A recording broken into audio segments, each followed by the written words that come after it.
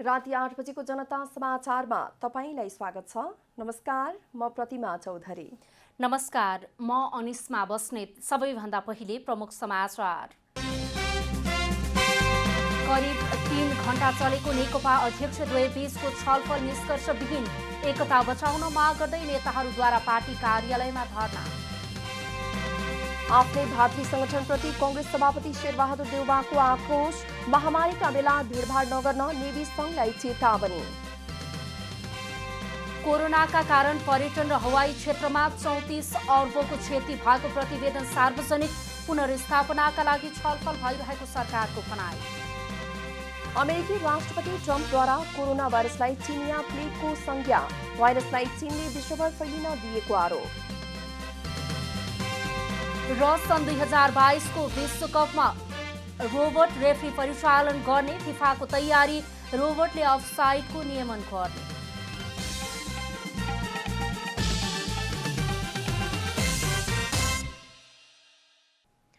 अब पुरा समाचार।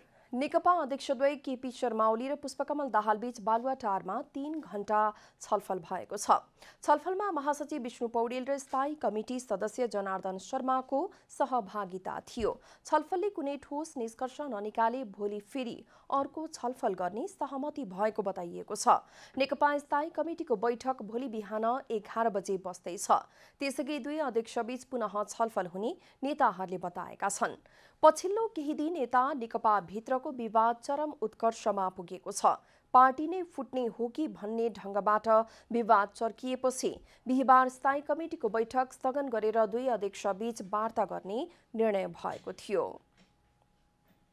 सत्तारूढ दल नेपाल कम्युनिस्ट पार्टी नेकपाको एकता बचाउन माग गर्दै नेकपाका नेताहरूले पार्टी कार्यालयमा धरना दिएका छन्। प्रधानमन्त्री केपी शर्मा ओलीको अभिव्यक्तिलाई लिएर स्थायी कमिटी बैठकमा नेताहरूबीच विवाद भएपछि पार्टी फुट्ने सम्भावना बढेको हो। हालको परिस्थितिमा पार्टी फुट्नु उपयुक्त नभएको भन्दै धुम्बाराहीमा केन्द्रीय सदस्यहरू डाक्टर विजय पौडेल, जगन्नाथ खतिवडा, ठाकुर गैरे, लेखनाथ न्यौपाने, रबिन कोइराला, भास्कर काफ्ले, हिमाल शर्मा, रामकुमारी झाँक्री लगायत 40 भन्दा बढी नेताहरूले धरना दिएका छन्। सम्मत निरूपण गर्न दबाब दिनुपर्छ भनेर एउटा यो दबाब दिनको लागि पनि हामी यो पार्टी कार्यालयमा यहाँ धरना बस्न आयौँ। धरना नै भनौँ यसलाई, यो शान्तिपूर्ण ढङ्गले, किनभने यति धेरै चिन्ता छ यो पार्टीले कसरी स्टेप लिन्छ भन्ने आधारमा मुलुकको भाग्य र भविष्यको अवस्था के हुन्छ भन्ने कुरा चाहिँ जब जोडिएको छ भने धरनामा बस्ने नेताहरूले पार्टी विधि र पद्धतिका आधारमा चल्नुपर्ने माग गरेका छन्। यस आन्दोलनको मूलधार हो, मूल प्रवाह हो। अहिले राज्य सम्हाल्ने जिम्मेवारी पाएको छ। त्यो जिम्मेवारी भुलेर कमजोरी व्यक्त गर्न भएन। नेताहरूले राज्य सञ्चालन गर्ने ऐतिहासिक जिम्मेवारी पाएका नेताहरू त राज्यको नेता हुनु पर्यो, राजनेता हुनु पर्यो, जनताको नेता हुनु पर्यो, जननेता हुनु पर्यो। गुटको नेता, व्यक्तिको नेता, स्वार्थको नेता हुने होइन नि त। समग्र आन्दोलनको एउटा प्रतिनिधि पात्र हुनु पर्यो। सिङ्गो आन्दोलनको एउटा मुभमेन्टको रूपमा एउटा अभिभावकको भूमिका निर्वाह गर्नु पर्यो। कि हामीले अहिले ल्याएको 2/3 दुरुपयोग नहोस् भन्ने कुराको लागि र खबरदारी नै हो अहिले बसेकोलाई। र एकदम सभ्य ढङ्गले अब जे भयो उहाँहरूले आफ्नो ठाउँबाट एकचोटि सोच्नुहोस् होइन। अहम भन्ने कुराले हामीलाई नोक्सान गर्छ, अहम होइन। जनताको पक्षमा अनि पार्टीको पक्षमा नेताहरूलाई उभिनको निम्ति अनुरोध गर्छु। सङ्कटबाट बचाउनका निमित्त हामी फेरि सशक्त रूपमा अगाडि बढ्नुपर्दछ। र आज जति नेपाली जनताहरूले यो पार्टीलाई जुन विश्वास गरेर मत जाहेर गर्नुभएको छ, जो कार्यकर्ताहरूले जुन यो पार्टीलाई यो ठाउँमा पुर्याउनु भएको छ, उहाँहरूको भावना विपरीत नेतृत्वले अगाडि बढ्नु हुँदैन। जुन खालको अहिले बैठकमा जुन ढङ्गले पार्टी सङ्कटका कुराहरू आएका छन्, ती खालका कामहरू नेतृत्वले गर्नु हुँदैन। उनीहरूले पार्टी एकता नै आजको आवश्यकता हो भन्दै पार्टी भन्दा माथि व्यक्ति नहुने बताएका छन्।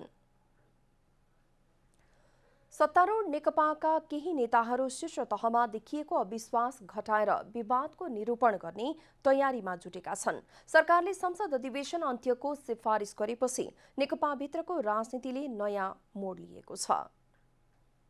सत्तारूढ नेपाल कम्युनिस्ट पार्टी नेकपाभित्र पछिल्लो समय देखिएको विवादले आगामी दिनमा पार्टी कसरी अगाडि बढ्ने भन्ने अन्यल देखिएको छ। शीर्ष नेतृत्वमै अविश्वास बढेको टीका टिप्पणी भइरहेको छ। पटक पटकको स्थायी समिति बैठकका एजेण्डाहरू नै परिवर्तन गर्नु परेपछि पछिल्लो केही दिन यता नेताहरू सहमति जुटाउने कसरतमा छन्। पार्टी एकतामा सङ्कट भने त स्वतः स्पष्ट छ, तर यो सङ्कटबाट पार्टीलाई बचाउनुपर्छ, पार्टी एकताको रक्षा गर्नुपर्छ, पार्टी एकतालाई सुदृढ गर्न अन्तिम प्रयत्न गर्नुपर्छ भनेर हामी छलफलमा केन्द्रित हुने निर्णय लिएका छौँ। यता एकाएक सरकारको सिफारिसमा संघीय संसदको दुवै सदनको चालु अधिवेशन अन्त्य गरेसँगै नेकपा भित्रको राजनीतिले नयाँ मोड लिएको छ।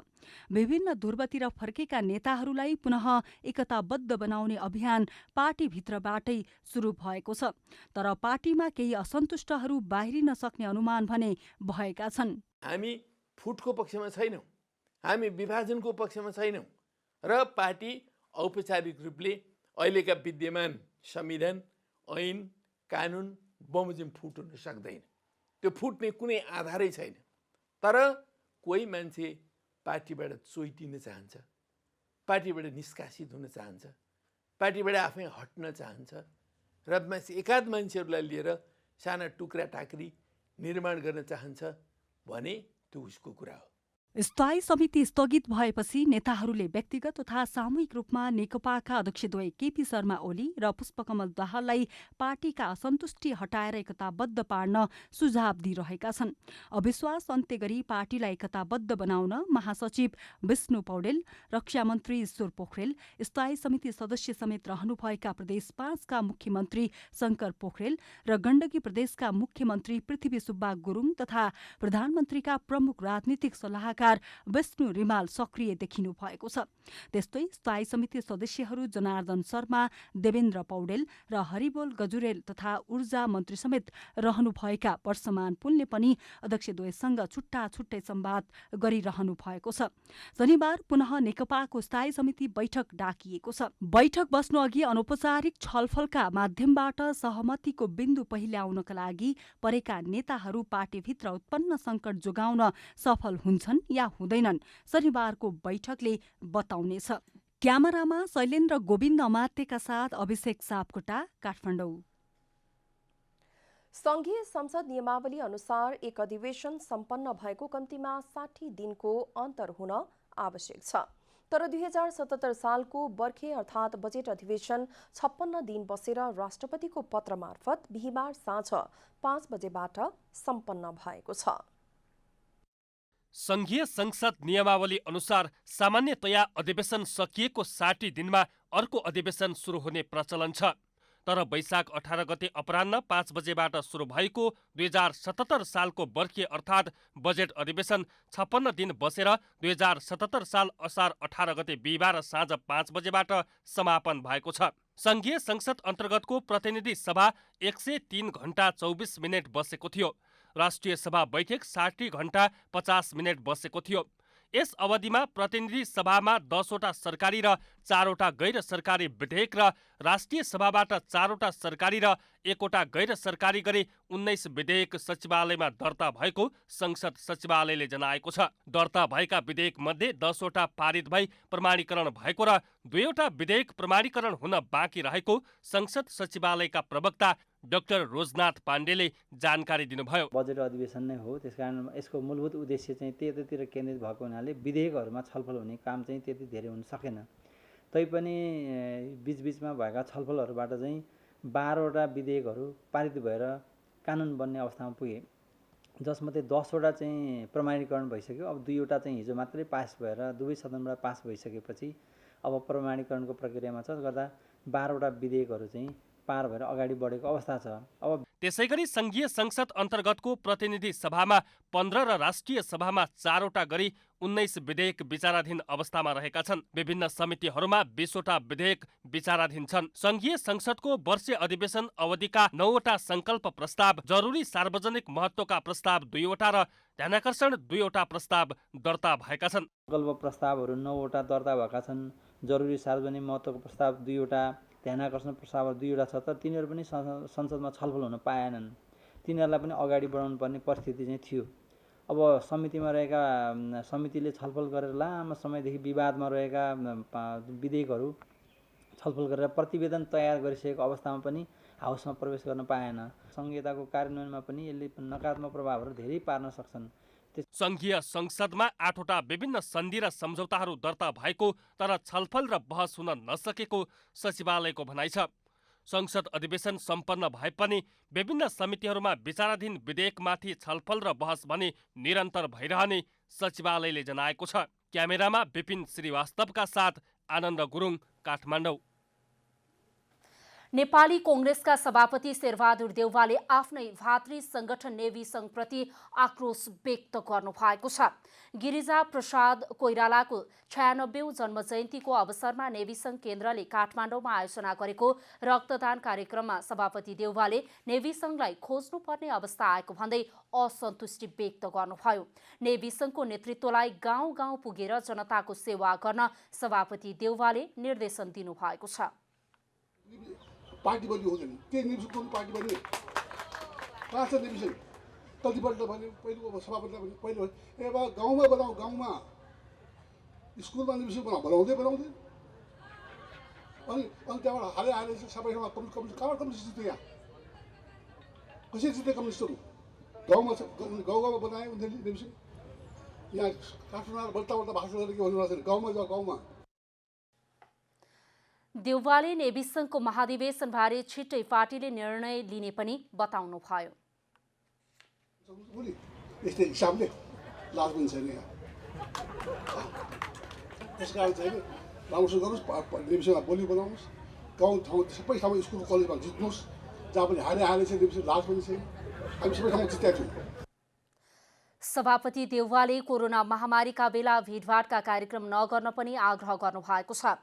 कार्यक्रममा नेवी संघ अध्यक्ष राजीव ढुङ्गानाले सरकारका गलत क्रियाकलापप्रति नेवी संघले खबरदारी गरिरहने बताउनुभयो।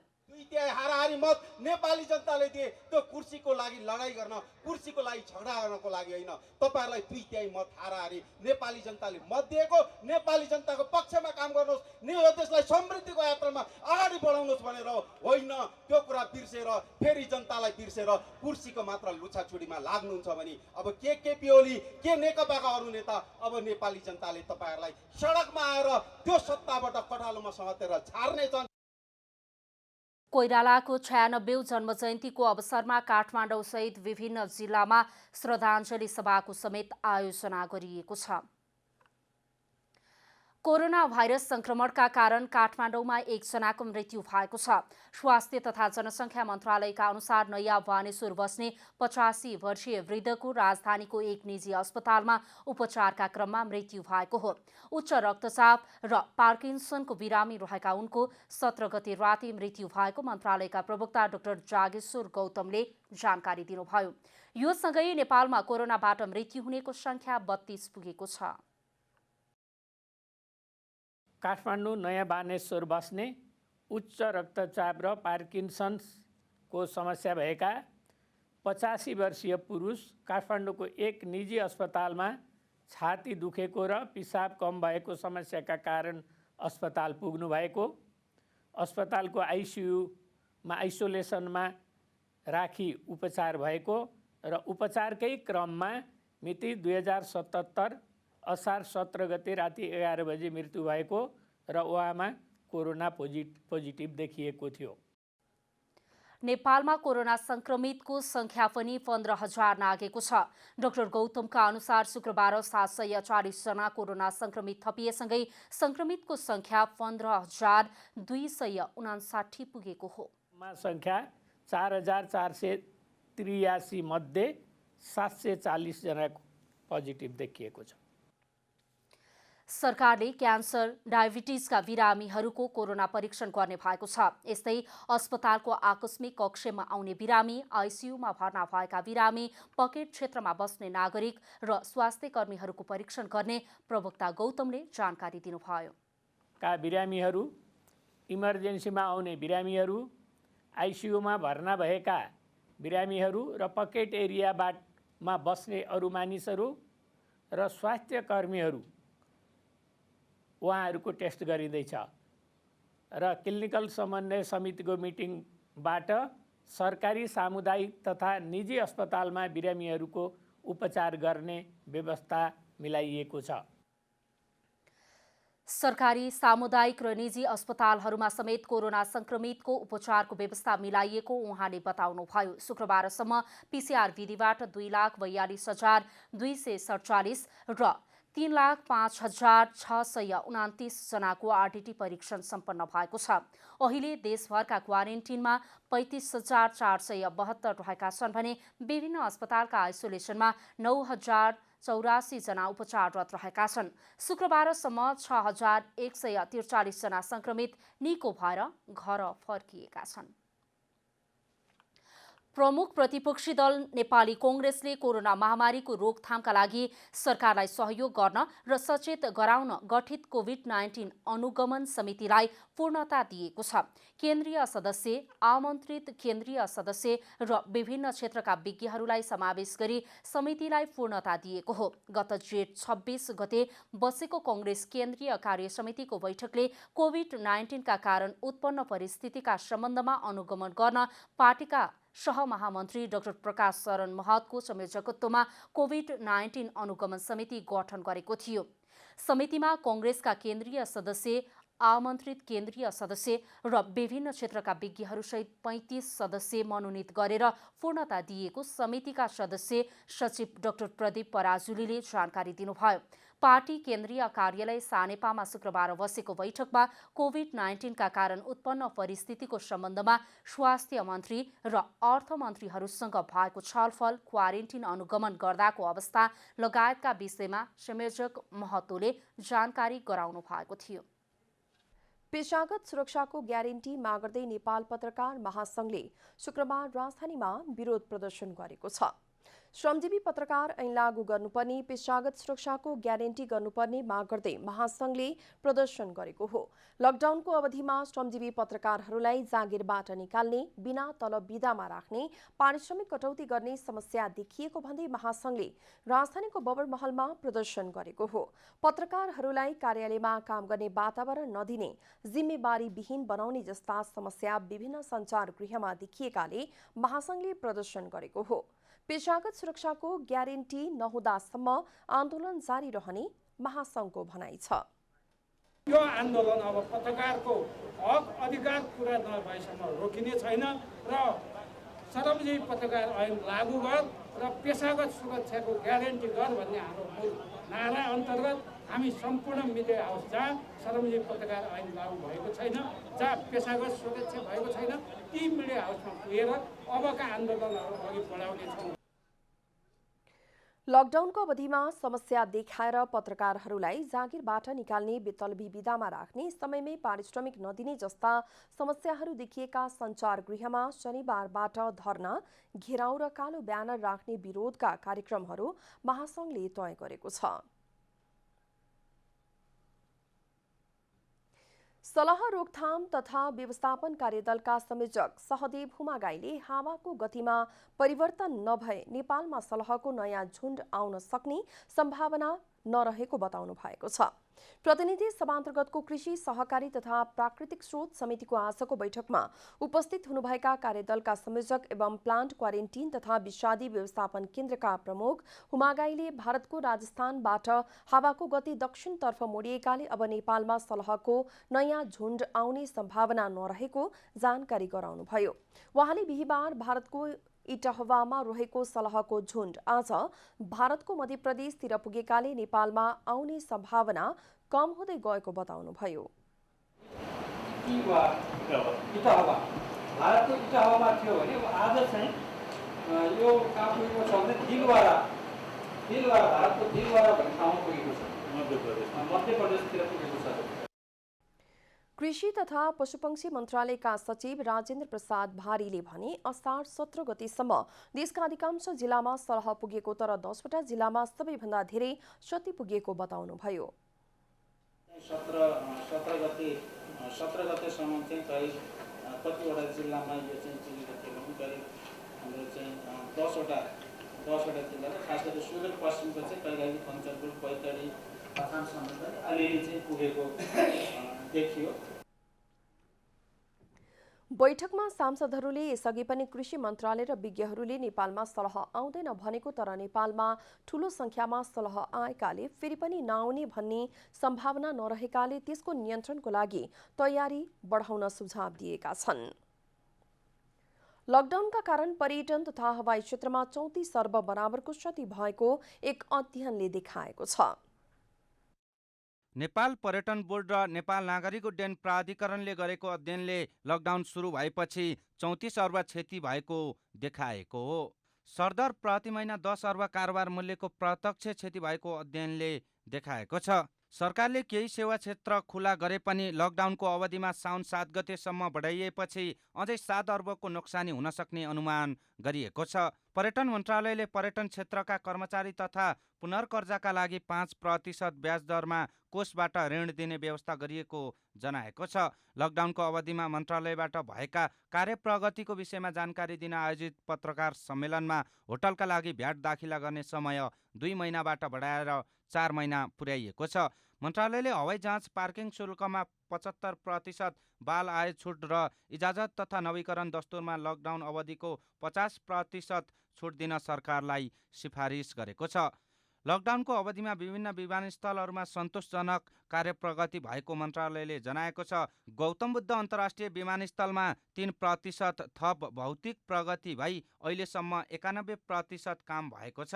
यस्तै पोखरा अन्तर्राष्ट्रिय विमानस्थलमा 9% थप भई अहिलेसम्म 59% प्रगति भएको छ। त्रिभुवन अन्तर्राष्ट्रिय विमानस्थल, एप्रोन, धावन मार्ग र रनवे टर्मिनल भवन निर्माण सम्पन्न भएको मन्त्रालयले जनाएको छ। निजगढ विमानस्थल निर्माण क्षेत्रभित्रका रुख बुट्यानहरूको गणनाको काम सुरु भएको छ। यस्तै 41 किलोमिटर पदमार्ग, विभिन्न क्षेत्रमा फुटपाथ निर्माण, भ्यू टावर निर्माण सम्पन्न गरिएको मन्त्रालयले जनाएको छ। एकीकृत विद्युत सञ्चालन सम्बन्धी एप्लिकेसन निर्माणको काम पनि सकिएको छ। मध्यपूर्व र युरोप लगायत विभिन्न 17 मुलुकबाट मार्च 24बाट 30सम्म नेपाल वायु सेवा निगम लगायतका अन्य वायु सेवाहरूबाट 214 उडान मार्फत 16,672 नेपालीलाई उद्धार गरिएको छ। नेपालमा अलपत्र परेका 12,408 स्वदेश फर्किएको मन्त्रालयको तथ्याङ्क छ। पर्यटन मन्त्री योगेश भट्टराईले होटेल व्यवसाय छिट्टै सञ्चालनमा आउने बताउनु भएको छ। मन्त्रालयमा आयोजित पत्रकार सम्मेलनमा मन्त्री भट्टराईले कोरोना संक्रमण जोखिमको अवस्था हेरेर व्यवसाय सञ्चालनका लागि आवश्यक छलफल भइरहेको बताउनुभयो। अहिलेको पर्यटक ग्राहक नै आउन नसक्ने अवस्थामा होटेल सञ्चालन गरेर मात्रै नहुने उहाँको भनाइ छ। व्यवसायीहरूले सञ्चालन अनुमतिका लागि पटक पटक आग्रह गरेपछि कसरी सतर्कता अपनाउने भन्ने विषयमा पर्यटन बोर्डसँग छलफल भइरहेको मन्त्री भट्टराईले बताउनुभयो। पर्यटन बोर्डबाट समन्वयमा एउटा भोलि हामी खोल्दाखेरि कसरी चाहिँ यो कोभिडबाट सतर्कता अपनाउने, खोलेर मात्रै भएन, मान्छे आउनु बस्नु पर्यो, होटलमा पर्यटकहरू आउनु पर्यो, डोमेस्टिक पनि टुरिस्टहरू आउनु पर्यो, इन्टरनेसनल टुरिस्टहरू आउनु पर्यो। होटलमा बस्ने चाहिँ सुरक्षित छैन, सोसल डिस्टेन्सिङ छैन, त्यो चाहिँ त्यसको निर्मलीकरण गरिएको छैन, अरू चाहिँ उपाय त्यहाँ अवलम्बन भएको छैन भने होटल खोलेर मात्रै को आउँछ। मन्त्री भट्टराईले गौतम बुद्ध अन्तर्राष्ट्रिय विमानस्थल निर्माणको सम्पूर्ण काम आगामी डिसेम्बर 20 तारिकसम्म सम्पन्न हुने बताउनुभयो। निर्माणको काम सकिएपछि करिब 3 महिना सञ्चालनको पूर्व तयारी गरी व्यावसायिक उडान भर्ने उहाँको भनाइ छ। 2020 डिसेम्बरमा हामी सक्छौँ, त्यसपछि अर्को 3 महिना जति त्यसको सञ्चालन पूर्व तयारी गर्नुपर्छ। डिसेम्बर भनेपछि त्यसको अर्को 3 महिनापछि हामी चाहिँ सञ्चालनमा ल्याउँछौँ। मन्त्री भट्टराईले स्वास्थ्य सामग्री ढुवानीको रकम ओम्नी समूहले अहिलेसम्म भुक्तानी नगरेको समेत जानकारी गराउनुभयो। हानि भएका सामग्रीहरूको पैसा नेपाल एयरलाइन्सले पाउन बाँकी छ। त्यो पैसा हामी चाहिँ लिन्छौँ, नेपाल एयरलाइन्सले लिन्छ। मन्त्रालयले कोरोनाले पुर्याएको क्षतिपछि कसरी पुनर्स्थापना गर्ने भन्ने विषयमा आवश्यक छलफल चलाइरहेको छ। पर्यटन विभागका महानिर्देशक डण्डुराज घिमिरेले नेपालका पर्यटन व्यवसायी र होटल व्यवसायलाई पर्यटन विभागमा दर्ता गर्न सूचना जारी गरी प्रोत्साहन गरिएको बताउनु भएको छ। अन्तर्राष्ट्रिय सम्बन्ध समितिको बैठकमा पर्यटन विभागको चालु आर्थिक वर्षका कार्य प्रगतिबारे सांसदहरूलाई जानकारी गराउँदै घिमिरेले सबै होटल व्यवसायी र पर्यटन व्यवसायीहरूलाई विभागमा दर्ता गर्ने प्रणालीको विकास गरिएको बताउनुभयो। विभागमा दर्ता नभए कुनै पनि होटल व्यवसायी तथा पर्यटन व्यवसायीहरू इमिग्रेसनको दर्ता चोइसमा नपर्ने उहाँको भनाइ थियो। यस्तै नेपाल आउने पर्यटकको ट्र्याकिङ प्रणालीको समेत विकास गरिएको जानकारी दिनुभयो। के दिएका छौँ भने तपाईँहरू सबै दर्ता गर्न आउनुहोस्। अब दर्ता गर्नु भएन भने तपाईँलाई होटल टुरिस्टको रोजाइमा पर्नु हुँदैन, किनभने टुरिस्टको त्यो लिस्ट होटलको लिस्ट चाहिँ इमिग्रेसनको दर्ता उसमा चोइसमा पर्नु हुँदैन। त्यस कारणले तपाईँ आउनुहोस् भनेर सूचना जारी गर्यौँ। बैठकमा नेपाल पर्यटन बोर्डका प्रमुख कार्यकारी अधिकृत धनञ्जय रेग्मीले नेपाल पर्यटन बोर्डले 1.5 अर्बसम्मको बजेट बनाएकोमा अहिले 10 करोड बजेटले 1.5 अर्बको काम गर्नु परेको चुनौती रहेको बताउनुभयो। बोर्डले कोभिड-19बाट सबैभन्दा धेरै पर्यटन व्यवसायी र पर्यटन श्रमिक परेकाले उनीहरूलाई सहुलियतपूर्ण कर्जा उपलब्ध गराउने सम्बन्धमा ड्राफ्ट तयार गरी राष्ट्र बैंकसम्म पुर्याइएको जानकारी दिनुभयो। राष्ट्र ब्याङ्कमा पठाउने काम गरेका छौँ, तर जुन हिसाबले हामीले पठाएका छौँ त्यो हुबहु लागू हुन सक्छ सक्दैन, भइदियो भने पक्कै पनि सबैलाई सम्बोधन गर्न सक्छ भन्ने यहाँहरूलाई जानकारी गराए। बैठकमा सांसदहरूले नेपालको सांस्कृतिक क्षेत्रको संरक्षण गर्दै पर्यटकलाई आकर्षित गर्न अझ धेरै काम गर्नुपर्ने बताएका थिए। स्थानीय सांस्कृतिक र सम्पदाको संरक्षण गर्दै आधुनिक किसिमले पर्यटन व्यवसायलाई अगाडि बढाउनु पर्नेमा सांसदहरूले जोड दिएका छन्। निजी उद्योगीहरूले स्वास्थ्य सुरक्षा मापदण्ड अपनाएर उद्योग व्यवसाय खुलाउनु पर्ने माग गरेका छन्। पर्यटकलाई सेवा दिँदै आएको काठमाडौँको चन्द्रागिरी हिल्सले सरकारले निर्देशन दिएमा आधा क्षमतामा सेवा सुचारू गर्न सक्ने जनाएको छ। निजी क्षेत्रका उद्योगी व्यवसायीले सरकारले निश्चित मापदण्डका आधारमा क्रमशः उद्योग व्यवसाय सञ्चालनमा ल्याउनु पर्ने बताएका छन्। विश्व स्वास्थ्य संगठन र नेपाल सरकारको स्वास्थ्य सुरक्षा मापदण्डभित्र रहेर सुरुमा उद्यम व्यवसायको कम्तीमा 50% क्षमताका आधारमा चल्न दिनुपर्ने बताएका हुन्। स्वास्थ्यलाई चाहिँ ख्याल गरेर कमसेकम चाहिँ भन्नाले 50% को चाहिँ क्यापेसिटीमा चलाउने र प्रोटोकल मेन्टेन चाहिँ गर्दै गयो भने यसले चाहिँ जस्तो कोरोनाको चाहिँ रिकभरीको लागि एउटा जुन भनौँ न आम पब्लिकले जुन एउटा चाहिँ मेन्टेन गर्नुपर्ने प्रोटोकल पनि मेन्टेन हुने र सँगसँगै चाहिँ व्यावसायिक एक्टिभिटी चाहिँलाई अगाडि चाहिँ लग्दाखेरि त्यसले चाहिँ इन्टायर इकोनोमीमा चाहिँ चलायमान बनाउने, कोरोनाको चाहिँ रोकथामको साथसाथै चाहिँ इकोनोमिक एक्टिभिटी पनि प्यारलली अगाडि बढ्न सक्छ। चन्द्रागिरी हिल्स लिमिटेडले अपनाएको स्वास्थ्य सुरक्षा मापदण्ड र उपभोक्ताको सुरक्षाबारे जानकारी दिँदै कम्पनीका सञ्चालकहरूले 50% क्षमताका आधारमा केवल कारसहित सबै पर्यटकीय सेवा दिन तयार रहेको जनाएका छन्।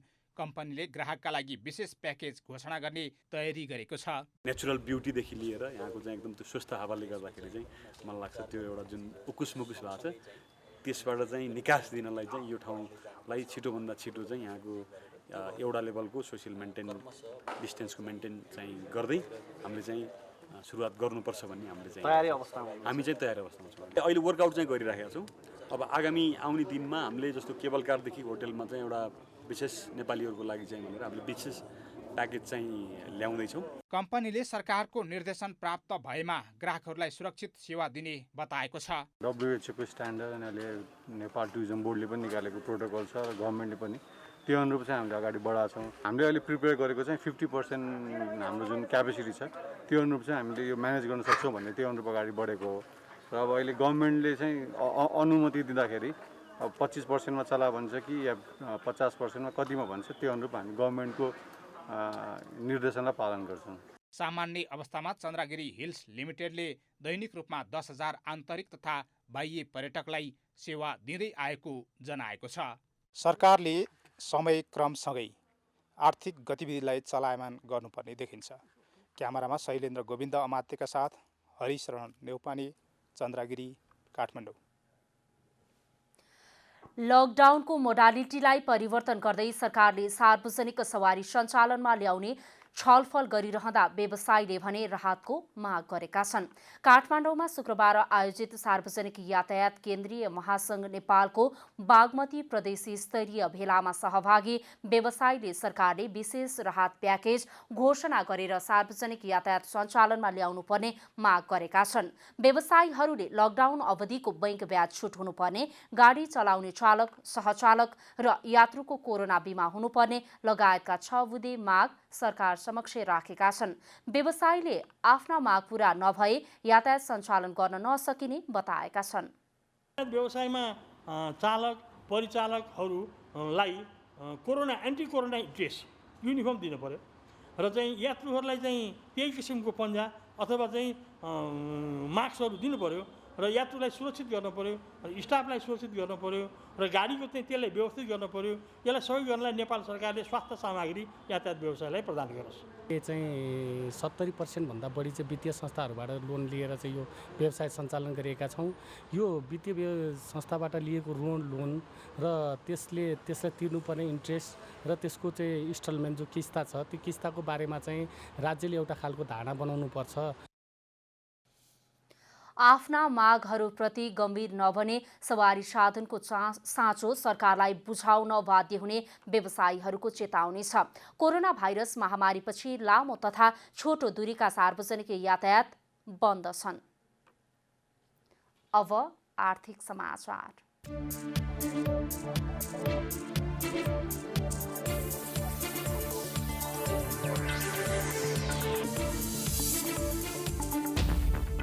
नेपालीहरूको प्रतिव्यक्ति आयमा वृद्धि भएको छ। विश्व ब्याङ्कले सार्वजनिक गरेको एक प्रतिवेदन अनुसार नेपालीहरूको प्रतिव्यक्ति आय गत वर्षको तुलनामा $130 बढेर $1090 पुगेको छ। गत वर्ष नेपालीहरूको प्रतिव्यक्ति आय $960 थियो। सन् 2020 को जुलाई 1 तारिकसम्मको तथ्याङ्क अनुसार नेपालीहरूको प्रतिव्यक्ति आयमा वृद्धि भएको प्रतिवेदनले देखाएको छ। यो सँगै नेपाल न्यून आय भएको देशबाट निम्न मध्यम आय भएको देशको सूचीमा प्रवेश गरेको छ। नेपालले सन् 2030 भित्र आफूलाई मध्यम आय भएको देशको सूचीमा पुर्याउने लक्ष्य लिएको छ। विश्वका सबै देशहरूको प्रतिव्यक्ति आयका आधारमा विश्व ब्याङ्कले वर्गीकरण गर्दै आएको छ। चीनसँगको व्यापारिक नाका रसुवागढीबाट सोमबारदेखि आयात सुरु हुने भएको छ। एक साता अघि नै नाका खोल्ने सहमति भए पनि चिनिया पक्षले बिहिबारदेखि सामग्री लोड गर्न थालेको हो। सामग्री लोड हुन थालेको र सम्पूर्ण जाँचपासको प्रक्रिया पूरा गरेर चिनिया गाडी सोमबार रसुवागढी नाका आइपुग्ने रसुवा भन्सार कार्यालयले जनाएको छ। कोरोना भाइरस संक्रमण फैलिन नदिन भन्दै गएको माघ 15 गतेदेखि नाका बन्द भएको थियो। सीमामा व्यापारिक गतिविधि बढेपछि कोरोनाको संक्रमण पनि फैलिन सक्ने भएकाले स्वास्थ्य सुरक्षालाई ध्यान दिएर नाका खोल्ने सहमति भएको थियो। रसुवागढी नाकाबाट तयारी कपडा, स्याउ, इलेक्ट्रोनिक सामग्री, निर्माण सामग्री, जुत्ता, चप्पल, चस्माको फ्रेम लगायतका सामग्री आयात हुने गरेको छ भने बाँसको मुढा, काठका सामग्री, हस्तकलाका सामग्री निर्यात हुने गरेको छ।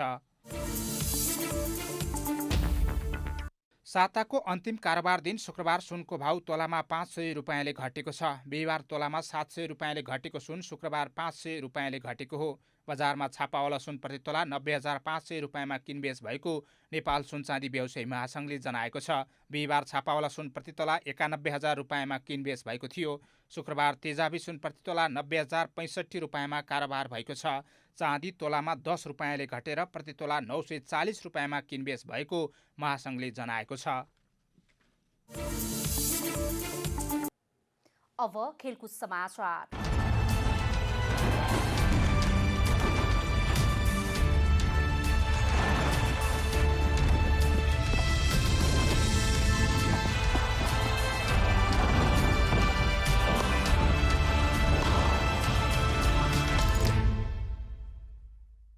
इङ्ल्यान्ड क्रिकेट टिमले वेस्ट इन्डिज विरुद्धको टेस्ट सिरिजमा ब्ल्याक लाइभ्स म्याटर नारा अङ्कित जर्सी लगाउने भएको छ। इङ्ल्यान्ड एन्ड वेल्स क्रिकेट बोर्डले एक विज्ञप्ति जारी गर्दै सिरिजमा वेस्ट इन्डिजले जस्तै ब्ल्याक लाइभ्स म्याटर नारा अङ्कित जर्सी लगाउने जनाएको हो। यसअघि वेस्ट इन्डिजले सिरिजमा ब्ल्याक लाइभ्स म्याटर नारा अङ्कित जर्सी लगाउने बताइसकेको छ।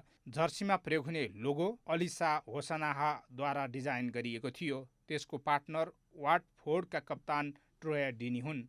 3 टेस्ट खेलको सिरिजमा दुवै राष्ट्रको जर्सीमा विश्वभर रङ्गभेद विरुद्धको आवाजलाई समर्थन जनाउन यस्तो जर्सी लगाउने भएका हुन्। अमेरिकी प्रहरीको नियन्त्रणमा एक अश्वेत नागरिक जर्ज फ्लोयडको मृत्युपछि रङ्गभेदी व्यवहार विरुद्धको आन्दोलन सुरु भएको थियो, जसमा खेलाडीहरूले समेत समर्थन गरिरहेका छन्। इङ्ल्यान्डले जुलाई 2 साताबाट वेस्ट इन्डिजसँग घरेलु भूमिमा टेस्ट सिरिज खेल्नेछ।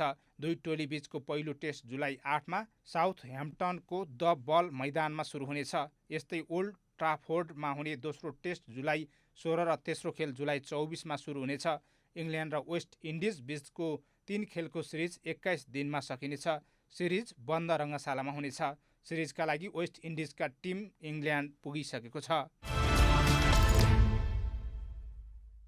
अन्तर्राष्ट्रिय फुटबल महासङ्घ फिफाले सन् 2022को विश्वकपमा रोबोट रेफ्री परिचालन गर्ने तयारी गरेको छ। नयाँ प्रविधि भित्र्याउँदै फिफाले सहायक रेफ्रीको स्थानमा रोबोट परिचालन गर्ने तयारी गरेको बताइएको छ। फिफाका प्रविधि निर्देशक जोहानेस होल्जमुलरले रोबोट रेफ्रीको योजनाको प्रारम्भिक प्रतिवेदन बुझाएका छन्। फुटबलमा अफसाइडको विषय बेला बेला विवादित हुँदै आएको छ। रोबोट रेफ्रीले मुख्य गरी अफसाइडको नियमन गर्नेछ। यदि लाइन क्रस भएको खण्डमा स्वचालित रूपमा घन्टी बज्नेछ। यसले खेलाडीको शरीरको कुन अङ्ग अफसाइड भयो भन्ने समेत देखाउनेछ। यो प्रविधि गोल लाइन टेक्नोलोजी जस्तै खालको हुनेछ, तर रोबोट रेफ्रीलाई भिडियो एसिस्टेन्ट रेफ्रीभन्दा चुस्त बनाउने गृह कार्य भइरहेको छ। रोबोटको पहिलो परीक्षण गत वर्ष कतारमा भएको क्लब विश्वकपमा गरिएको थियो।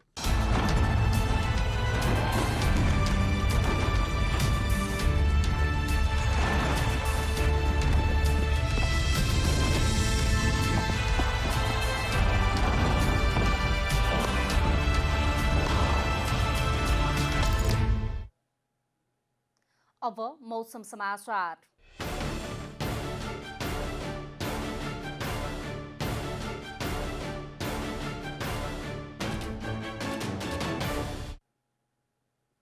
हाल देशभर मौसम सामान्यदेखि पूर्णतया बदलिरहे सुदूरपश्चिम प्रदेश, प्रदेश 5 र गण्डकी प्रदेशका केही स्थानहरूमा वर्षा भइरहेको छ। आज राति देशका अधिकांश स्थानको मौसम सामान्यतया बदली भई हल्कादेखि मध्यम वर्षाको सम्भावना रहेको जल तथा मौसम पूर्वानुमान महाशाखाले जनाएको छ। अब देशभरका विभिन्न स्थानको मौसम सम्बन्धी थप विवरण।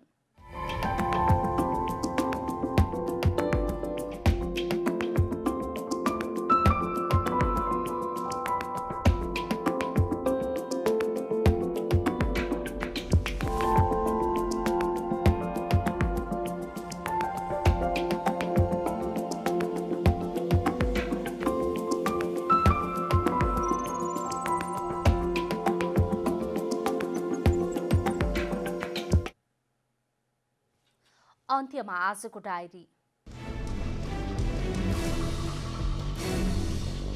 नेकपा अध्यक्षद्वय केपी शर्मा ओली र पुष्पकमल दाहाल बीच बालुवाटारमा 3 घण्टा छलफल भएको छ। छलफलले कुनै ठोस निष्कर्ष ननिकाले भोलि फेरि अर्को छलफल गर्ने सहमति भएको बताइएको छ। यता सत्तारूढ दल नेकपाको एकता बचाउन माग गर्दै नेकपाका नेताहरूले पार्टी कार्यालयमा धरना दिएका छन्। प्रधानमन्त्री केपी शर्मा ओलीको अभिव्यक्तिलाई लिएर स्थायी कमिटी बैठकमा नेताहरूबीच विवाद भएपछि पार्टी फुट्ने सम्भावना बढेको छ।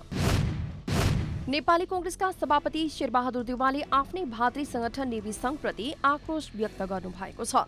गिरिजाप्रसाद कोइरालाको 96औं जन्मजयन्तीको अवसरमा नेवी संघ केन्द्रले काठमाडौँमा आयोजना गरेको रक्तदान कार्यक्रममा सभापति देउवाले नेवी संघलाई खोज्नुपर्ने अवस्था आएको भन्दै असन्तुष्टि व्यक्त गर्नुभयो। नेवी संघको नेतृत्वलाई गाउँ गाउँ पुगेर जनताको सेवा गर्न सभापति देउवाले निर्देशन दिनुभयो। पेशागत सुरक्षाको ग्यारेन्टी माग गर्दै नेपाल पत्रकार महासंघले शुक्रबार राजधानीमा विरोध प्रदर्शन गरेको छ। श्रमजीवी पत्रकार ऐन लागू गर्नुपर्ने, पेशागत सुरक्षाको ग्यारेन्टी गर्नुपर्ने माग गर्दै महासंघले प्रदर्शन गरेको हो। लकडाउनको अवधिमा श्रमजीवी पत्रकारहरूलाई जागिरबाट निकाल्ने, बिना तलब बिदामा राख्ने, पारिश्रमिक कटौती गर्ने समस्या देखिएको भन्दै महासंघले राजधानीको बबरमहलमा प्रदर्शन गरेको हो।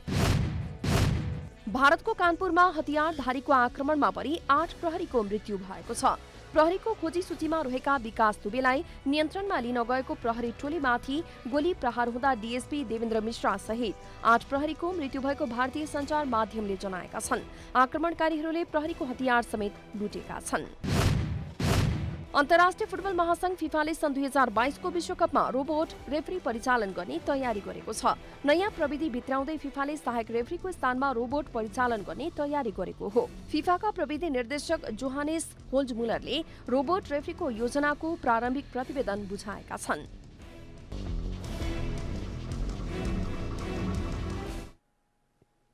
जनता समाचार अहिलेलाई यति नै। जनताद्वारा जनताका लागि प्रसारित जनता टेलिभिजनका कार्यक्रमहरू युट्युब, ट्विटर, फेसबुक र हाम्रो वेबसाइट जनतासमाचार.com मा पनि पढ्न र हेर्न सक्नुहुनेछ। सूचनामा तपाईको सहभागिता, समयमा समाचार हाम्रो प्रतिबद्धता। कोरोना भाइरसको संक्रमणबाट बस्न नियमित रूपमा साबुन पानीले मिची हात धौँ, भिडभाडबाट टाढै रहौं। नमस्कार।